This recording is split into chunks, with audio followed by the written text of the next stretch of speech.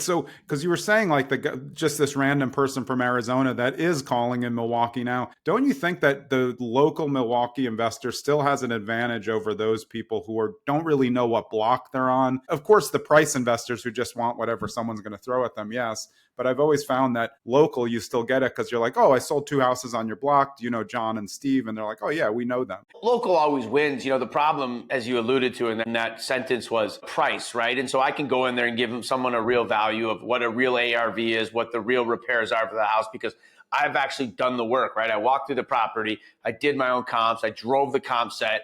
I drove the neighborhood. I did all of that work, right? And now what people are doing is they're pretending to drive a neighborhood, but they're not. They're looking at Google Maps, which they're not. They're writing an offer because Mr. Smith or Mrs. Smith said, I need $85,000, and I offered him $65,000. And what ended up happening during that process really was the validation, because that wholesaler would then say, I'm going to go try to sell it for 100. They can't sell it, and then they disappear, right? What has ruined the reputation of the industry is they've disappeared.